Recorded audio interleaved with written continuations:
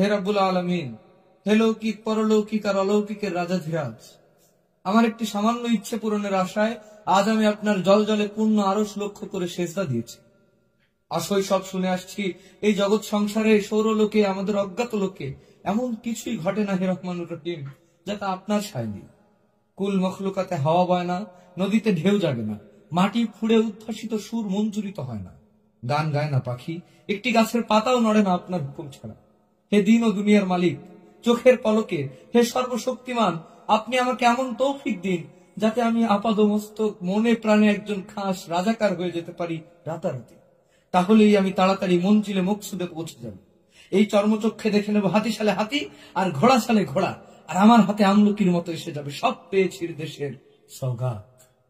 তবে সেজন্য দাঁত কেলিয়ে হাসতে হবে, হাত কচলাতে হবে অষ্টপ্রহর, আর জহরতের মতো পায়ের চকচকে জুতোয় চুমু খেতে হবে নানা ছুতোয় সকাল সন্ধ্যা, এবং মাঝে মাঝে সিন্নি দিতে হবে পীরের দরকার।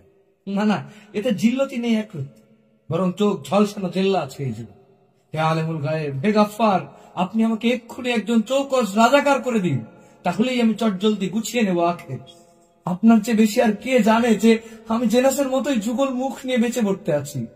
আমার একটি মুখ তেজারতির দিকে এবং অন্যটি ওজারতির দিকে ফেরানো। যদি ওজারতির তাজ আমার মাথায় আজ শোভা না পায়, ক্ষতি নেই, সবুরে মেওয়া ফলে এই সুবচন জানা আছে আমার। একদিন না একদিন আপনার রহমতে আমার ভাগ্যের শিকে ছিড়বেই। আপাতত ব্যাংক থেকে লক্ষ লক্ষ টাকার ওভারড্রাফট পেয়ে যাব, তদবিরবিহীন আমার বাণিজ্য তরি ভাসবে সপ্ত সিন্ধুতে, আর 10 দিগন্তে দেখা যাবে আমার সাফল্যের মস্তুল। হে পাক পরওয়ারদিগার, হে বিশ্বপালক, আপনি আমাকে লহমায় একজন তুখোড় রাজাকার করে দিন, তাহলেই আমি দিনের নামে দিনের পর দিন তেলা মাথায় তেল ঢালতে পারবো অবিরল।